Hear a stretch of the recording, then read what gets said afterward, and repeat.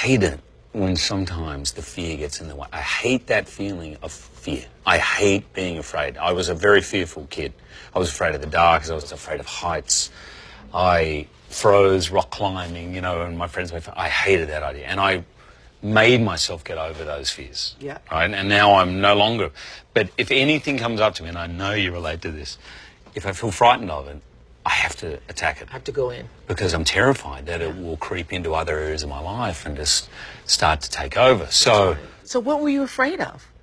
Not being at my best. Not being my best when it mattered. I have never been more scared than that moment. And what happened to me in film was it was random. It would appear sometimes, and that was something I'd never encountered. I understand if you're scared of heights, you're always scared of heights, but some days I'd be fine, and then some days I would just get nervous and then it'd get in my head. So I don't know if you guys know Anthony Robbins. You know the motivational dude. Yeah. Yeah. I mean, he does motivate. He's not really a motivational guy. Actually, he's really quite brilliant in breaking down how we think, the patterns of behaviour we have. And so I met him. We were mates. I never went to one of his workshops. We were just friends.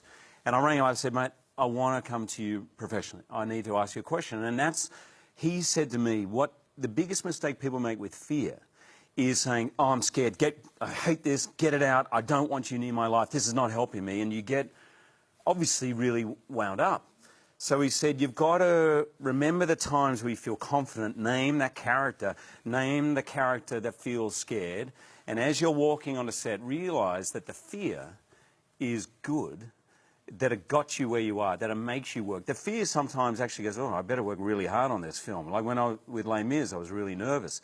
So he said, that fear, embrace it, work really hard. And then on that day when you walk on set, Charles,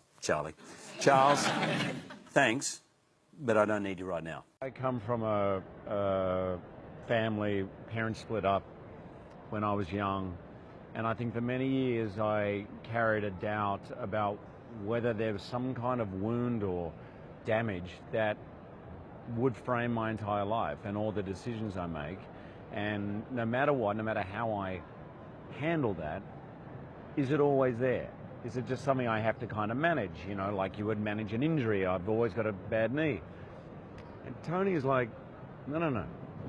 Sure, something bad happened. Something bad happened to everybody on the planet. I don't care who you are. Something bad has happened to you. But if you continue to tell that story to yourself, that is who you are, it will continue to be true. That damage will stay for the rest of your life. But it doesn't have to be that way. You don't have to spend years and years and years and years in therapy. In 1 hour, I can get rid of that. And it's pretty powerful, and I've seen him do it time and time again.